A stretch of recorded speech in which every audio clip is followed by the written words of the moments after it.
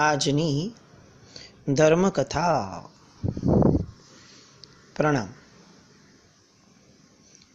નેમચંદ એની ધારણા પ્રમાણે હવે નેમ વિજયજી બનવાની દિશામાં આગળ વધ્યા. પરમાત્માના શાસનની ચારિત્ર જીવનની ઝંખના શ્રાવકને કેવી હોવી જોઈએ, એ માટેનો કેવો તલસાટ હોવો જોઈએ, અને આ તલસાટ પણ કોરે કોરો નહીં, જ્યારે આ તલસાટને એક્ઝિક્યુટ કરવાનો સમય આવે ત્યારે એ માટેનું પરાક્રમ પણ કેવું હોવું જોઈએ, એ આ નેમચંદના દ્રષ્ટાંત પરથી આપણને બહુ સુપેરે ખ્યાલ આવે છે. પૂજ્ય નિમિસુરેશ્વરજી મહારાજા ચારિત્ર જીવનની અંદર અગ્રિમ હરોળમાં રહ્યા, કારણ કે શ્રાવક જીવનમાં તેઓ ઉચ્ચ સ્થાને અને ઉચ્ચ કક્ષાનું જીવન જીવ્યા છે.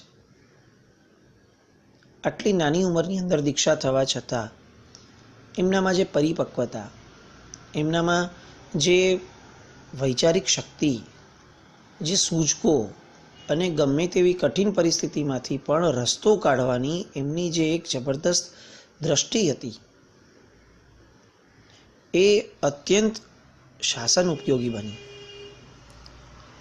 પૂજ્ય વૃદ્ધિચંદ્રજી મહારાજે જસરાજભાઈ જેવા શ્રાવકની ભલામણના કારણે અને એમણે જે બળ આપ્યું કે સાહેબ કંઈ પણ થયું તો અમે બેઠા છીએ, આ રીતની એમની વાત, અને એમાં નેમચંદે કરેલો એક અનહદ પ્રયાસ. સ્વયં કપડાં પહેરીને આવી ગયા સાધુ પદના, અને આ બધાના કારણે વૃદ્ધિચંદ્રજી મહારાજ પીગળ્યા, અને વૃદ્ધિચંદ્રજી મહારાજે દીક્ષા આપવાનું નક્કી કર્યું. ક્રિયા શરૂ થઈ. એ જમાનો એવો ન હતો કે જ્યારે સામૂહિક દીક્ષાઓનો દોર હતો. છૂટી છવાઈ કોક દીક્ષા થતી તો પણ સમાજમાં આશ્ચર્ય ફેલાતું, અને એના કારણે સાધુ ભગવંતો પાસે દીક્ષાના ઉપકરણો, દીક્ષા જીવન પછીના સાધનો, એ બધા બહુ મોટા પ્રમાણમાં ન રહેતા. અહીંયા વિધિ શરૂ થઈ, અને વિધિ આગળ વધતા જ ખ્યાલ આવ્યો વૃદ્ધિચંદ્રજી મહારાજને કે આ નૂતન મુમુક્ષુને, નૂતન દીક્ષિતને આપવા માટેનો રજોહરણ જ આપણી પાસે નથી. ક્રિયા અટકી. રજોહરણ વગર દીક્ષા કેવી રીતે અપાય? અને આટલી તાત્કાલિક દીક્ષા નક્કી કરો તો થોડી ખ્યાલ હોય કે ભાઈ આપણે બનાવીને રાખવાનો છે. અને આ બધા એટલા નિષ્પરિગ્રહી માણસો કે જે લોકો રજોહરણ આદિ ઉપકરણોનો પણ પરિગ્રહ કરવાના મનમાં ન હોય. પરિસ્થિતિ અટકી. નેમચંદને ફરીથી એવું લાગ્યું કે આ કંઈક બહુ મોટો ટર્ન અરાઉન્ડ ન થઈ જાય, કારણ કે માંડ વૃદ્ધિચંદ્રજી મહારાજ સાહેબ માન્યા છે, અને આ મૂડ ઉપર જો અત્યારે દીક્ષા ન થઈ તો ફરી પાછા વૃદ્ધિચંદ્રજી મહારાજનું મન બદલાય અને એમને ફરી પાછા મનાવવા એ બહુ મુશ્કેલ પડી જશે. અને હજી નેમચંદ મનમાં ને મનમાં પોતે પોતાના ભાગ્ય અને પરમાત્મા આ બંનેઓને કોઈક રસ્તો આપવા માટે પ્રાર્થના કરે, ત્યાં જ એક મહાત્માનો અવાજ સંભળાયો. એક મુનિ ભગવંતે વૃદ્ધિચંદ્ર મહારાજને એમની મૂંઝવણ જોતા યાદ કરાવ્યું કે સાહેબ, આપણા ગચ્છાધિપતિ મૂળચંદજી મહારાજ હજી હમણાં જ માગસર મહિને કાળધર્મ પામ્યા છે, અહીંયા જ. સાહેબ, એમનો ઓઘો એમને રહે છે. આપે સાચવીને મુકાવ્યો છે, મને રાખવા કહ્યું હતું, મેં રાખ્યો છે. જો સાહેબ આપ આજ્ઞા કરો તો એ ઓઘો લઈ આવું. કેવું લાગે? મોઢું ખુલતા બગાસું ખાતા પતાસું નહીં, આખાને આખા 56 ભોગ આવી ગયા હોય એવી પરિસ્થિતિ. નેમચંદ તો ઠીક છે, ત્યાં ઉભેલા જસરાજભાઈ અને સ્વયં વૃદ્ધિચંદ્રજી મહારાજના રૂવાડામાં પણ જાણે રોમાંચ પ્રગટ્યો. મૂળચંદજી મહારાજનો ઓઘો? અને વૃદ્ધિચંદ્રજી મહારાજ સાહેબે તાત્કાલિક એમને કહ્યું કે હા હા લઈ આવો.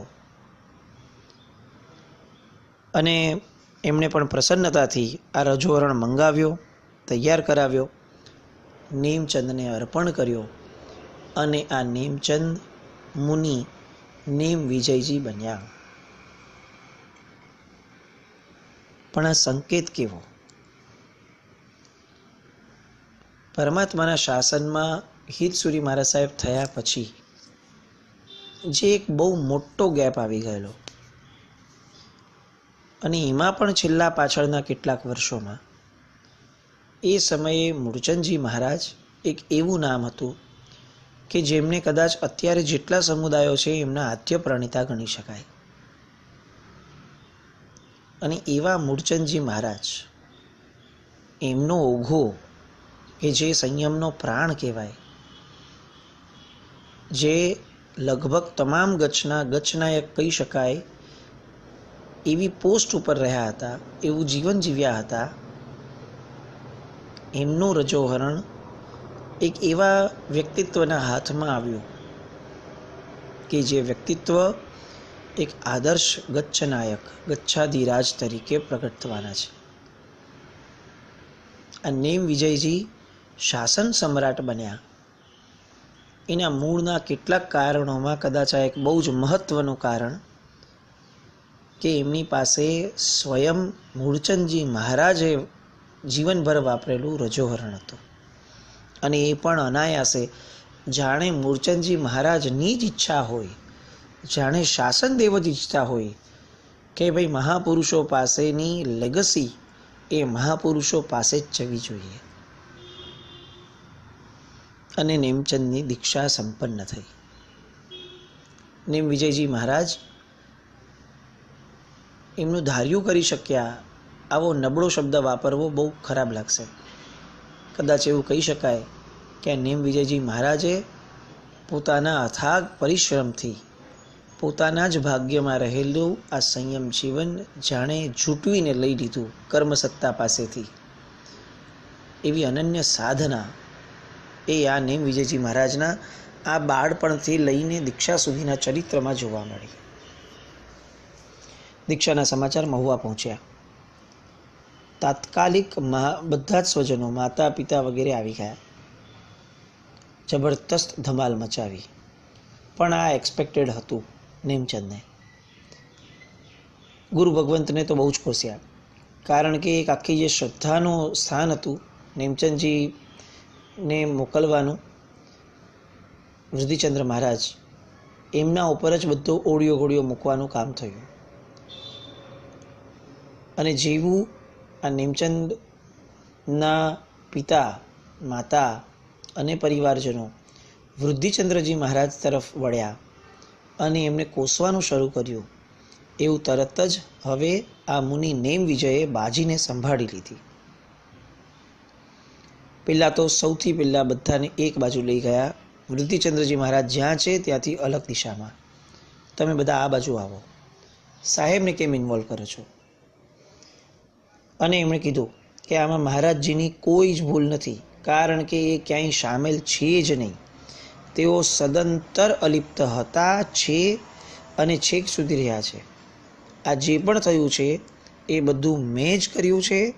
એટલે હવે તમારે જે પણ કહેવું હોય, જેટલું પણ કહેવું હોય, એ બધું તમારે મને કહેવાનું, મહારાજજીને નહીં કહેવાનું.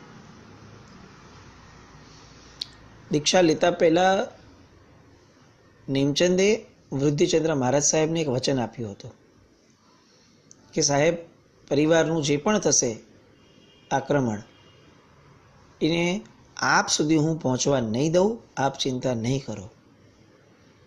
બોલાયેલા શબ્દોને કઈ રીતે સાચવવા એ આ મુનિ નેમ વિજયજીએ સાબિત કરીને બતાવ્યું.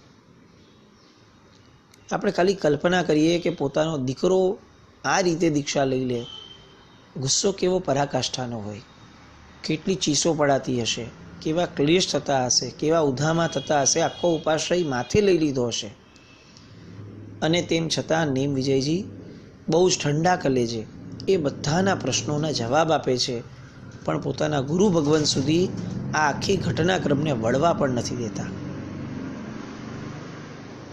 પિતાએ તો ગુસ્સો ઠાલવ્યો. માતાએ પોતાના મોહવશ થાંભલા સાથે માથું ઓથડાવવાનું શરૂ કર્યું. લોહી નીકળ્યું.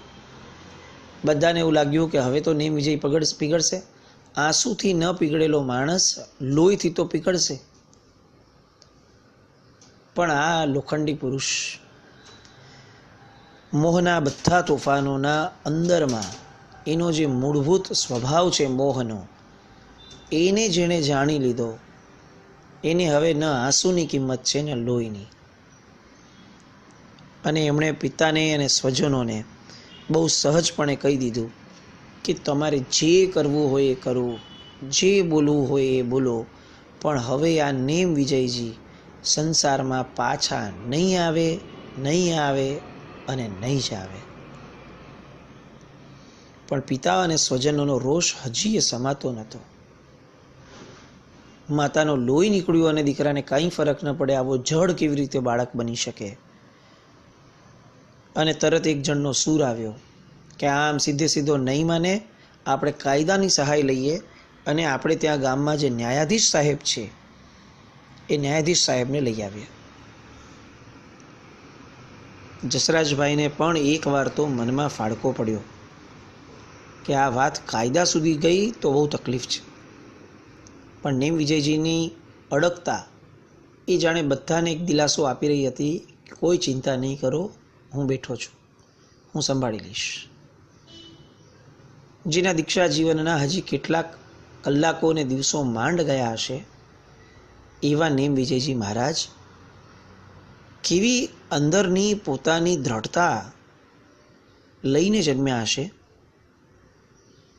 કેવો એમનો અંદરનો પોતા પ્રત્યેનો આત્મવિશ્વાસનો ભાવ હશે કે આટલી ઘટનામાં પણ સંપૂર્ણપણે સ્વસ્થ રહ્યા. સ્વસ્થ આ શબ્દ એકચ્યુઅલી આપણે લોકો તબિયતની અપેક્ષા એ જ લઈએ છીએ કે કેમ છો, તો કે સ્વસ્થ છું. પણ હકીકતમાં સ્થ એ સંસ્કૃત ધાતુના શબ્દમાંથી એનો અર્થ એમ પકડાય છે રહેવું. એટલે સ્વસ્થ એટલે સ્વમાં રહેવું, હું પોતાનામાં છું. આ જે સ્વસ્થતા હતી જે નેમચંદની અંદર હતી, કેરી ફોરવર્ડ થઈને નેમ વિજયજીમાં આવી. આ સ્વસ્થતાએ નેમચંદજી મહારાજ, નેમી વિજયજી મહારાજ આ નેમ વિજયજીને એટલા બધા સ્ટ્રોંગ બનાવ્યા છે કે એમના માતા પિતા જ્યારે ન્યાયાધીશની વાત કરે છે લઈ આવવાની, ત્યારે પણ તેઓ મૌનપણે જાણે એક સંદેશ આપી રહ્યા છે એમના પરિવારને કે તમારે જે કરવું હોય તે કરો, કશી જ ચિંતા નથી. એમના પિતા લક્ષ્મીચંદભાઈના એક મિત્ર હતા, ન્યાયમૂર્તિ, અને બહુ ન્યાયમૂર્તિ હોવાના કારણે રૂઆબદાર અધિકારી જેવા હતા. આ લોકો એમને લઈ આવ્યા ભાવનગરમાંથી. એ નેમ વિજયજી પાસે આવ્યા અને કીધું કે ચાલો અમારા જોડે અને એમના ઘરે ચાલો. પરિવારજનોએ કીધું. નેમ વિજયજીએ કીધું કે ચાલો, હું તો ક્યાંય પણ જવા તૈયાર છું, ભાવનગરમાં જ છે ને. અને નેમ વિજયજી જાણે એક સરઘસ નીકળ્યું હોય. આપણે ત્યાં દીક્ષા પછી જનરલી વરઘોડાની પરંપરા નથી, પણ આ નેમ વિજયજીના જીવનમાં આવો એક વરઘોડો આ નીકળ્યો અનાયાસે કે દીક્ષા લીધા પછી જ્યારે પરિવારજનો ગુસ્સો કરવા આવ્યા અને એવા સમયે ગુસ્સામાં ને ગુસ્સામાં એ લોકો આ નેમ વિજયજીને ભાવનગરમાં રહેલા ન્યાયાધીશના ઘરે લઈ જવા તૈયાર થઈ ગયા. અને નેમ વિજયજી જાણે આ આખો કાફલો લઈ અને ન્યાયાધીશના ઘરે જવામાં પણ મને શું વાંધો છે, સત્ય મારા પક્ષે છે, મારે કેની ફિકર હોય, આ અપ્રોચથી, આ એટીટ્યૂડથી નેમ વિજયજી મહારાજ વિના વિરોધે એ લોકોની સાથે ચાલ્યા.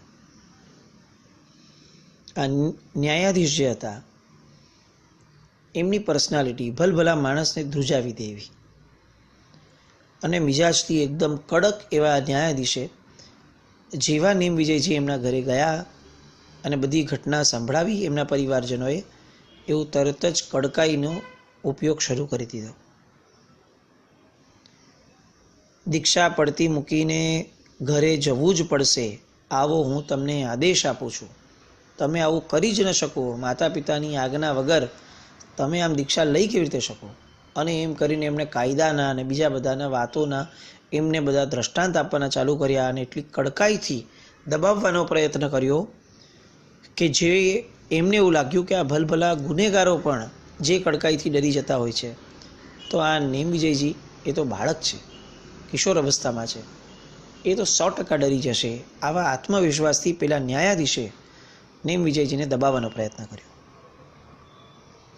અને છેલ્લે કહી દીધું કે જો નહીં માનો તો જેલમાં પૂરી દઈશ, એ પણ તમે યાદ રાખજો. પણ નેમ વિજય કોનું નામ? એમણે ન્યાયાધીશને બહુ સ્પષ્ટપણે કહ્યું કે આપ જેટલું પણ મને પૂછી રહ્યા છો એ બધાના જવાબ આપવાની મારી તૈયારી છે. ચાલો એક પછી એક આપણે પ્રશ્ન અને ઉત્તરનો દોર માંડીએ, પણ એક સવાલ પૂછો અને એક જવાબ લો. આ જે નિર્ભીકતા હતી એને કદાચ પેલા ન્યાયાધીશનો 50% જુસ્સો અને ઠસ્સો એ ઉગાડી દીધો હશે, જેની સામે એક શબ્દ બોલવા માટે પણ લોકો સક્ષમ નહોતા થતા. એ ન્યાયાધીશને નિર્ભીકપણે આ નેમ વિજયજી કહી દે છે કે તમારી બધી વાત સાચી, પણ એક એક કરીને સવાલ પૂછો. જે ટોન ન્યાયાધીશને શોભે એ ટોન અત્યારે નેમ વિજયજીમાં હતો, કારણ કે સત્ય એમના પક્ષે હતું અને સત્યની ખુમારી એ એમના હૃદયમાં હતી. એક પછી એક વાતો અને એના જવાબ, અને જવાબ પણ એવા ટકોરાબંધ કે જવાબમાંથી બીજો સવાલ નીકળી ન શકે. અને છેલ્લે નેમ વિજયજી મહારાજે એમને કહી દીધું કે તમે મને જેલમાં જરૂર પૂરી શકશો, પણ એક વાત યાદ રાખજો કે તમારી આ બેડી અને બંધનો એ મારી કાયાને બાંધી શકશે, મારા આત્માને નહીં. અને આ શબ્દો જે ન્યાયાધીશે સાંભળ્યા, એકદમ સડક એક શબ્દ મોઢામાંથી ન નીકળ્યો કે આ છોકરાની શું ગજબનાક સમજણ છે અને શું ખુમારી છે. આ ઉંમરમાં આટલી કડક વાત અને કેટલી બેરોકટોક, ન ફિકર થઈને ડરપોકને જ ડરાવી શકાય, નિર્ભયને અભયને ક્યારેય ડરાવી ન શકાય. બસ આ વાત ન્યાયાધીશના ગળે ઉતરી અને અતિશય ઢીલા પડી ગયા પોતાના ટોનમાં. અને એમણે લક્ષ્મીચંદભાઈને બોલાવીને કીધું કે લક્ષ્મીચંદભાઈ, આ છોકરો ઘરે રહે તેમ નથી, એને એના માર્ગે જવા દેવામાં જ હવે લાભ લાગે છે. ઉપાસ રહી ગયા. પરિવારની જે છેલ્લી આશા હતી ન્યાયાધીશ તરફની એ પણ પૂરી થઈ. એટલે બધા જ હવે પોતપોતાના સ્થાને જવા તૈયાર થયા. પિતાજીને પણ લાગ્યું કે હવે જે છે એને સ્વીકારી લઈએ, અને સૌથી મોટો ગુનો નેમ વિજયજીનો નહીં, વૃદ્ધિચંદ્ર મહારાજનો કર્યો છે. આ જીવન જેમને ગુરુ તરીકે માન્યા, આજે એમને પણ મેં કોસ્યા. અને પિતાજી વગેરે બધા વૃદ્ધિચંદ્રજી મહારાજ પાસે આવી અને એમની માફી માંગે છે. રડતા અહીંયા ઘરે ચાલ્યા ગયા અને છેવટે જતા પહેલાં પોતાના પુત્ર મુનિને, હવે તમે આ ખુમારીથી સંયમ લીધું છે તો આ ખુમારીને કાયમ પાડી રાખજો, આવી હિત શિક્ષા આપી અને નીકળે છે. મોહ અને ત્યાગ બેવના યુદ્ધની અંદર અંતે ત્યાગનો વિજય થયો. આપણા જીવનમાં અનેક આવા પ્રશ્નો અને પરિસ્થિતિઓ આવે જેમાં એક બાજુ મોહ છે ને એક બાજુ ત્યાગ છે. જરા એકવાર આંખ બંધ કરી પલાઠી વાળીને બેસવાનો પ્રયત્ન કરીએ અને યાદ કરીએ કે કેટલા પ્રસંગ એવા છે કે જેમાં આપણા જીવનમાં મોહની સામે ત્યાગ જીત્યો હોય. અને આ એક નેમ વિજયજીના જીવનનો પહેલો જ પ્રસંગ દીક્ષા પછીનો, અને કેવો ઝળહળતો વિજય મોહની સામે આ નેમ વિજયજી મહારાજે લીધો. કેવી નક્કરતા, કેવી દ્રઢતા, કેવી અડગતા, કેટલા શબ્દો લાવવા એમનું વર્ણન કરવા. અને તેમ છતાં આ નેમ વિજયજી મહારાજ હવે જાણે એક ભવિષ્યના એંધાણ આપી રહ્યા છે કે જૈન શાસનમાં એક સિંહ આવ્યો છે કે જે સિંહ કોઈને ડરાવવા નહીં પણ પોતાની નિર્ભયતાથી વિચરવા માટે આવ્યો છે. બસ જેવું મુનિજીવન મળ્યું, સ્વપ્નમાં જે ધાર્યું હતું, સ્વપ્નાઓ જોયા હતા દિવસોના દિવસો સુધી, એવું મુનિજીવન મળ્યું. એટલે હવે વસૂલ કરવાની પૂરેપૂરી તૈયારી સાથે આ નેમ વિજયજી મહારાજ તૂટી પડ્યા.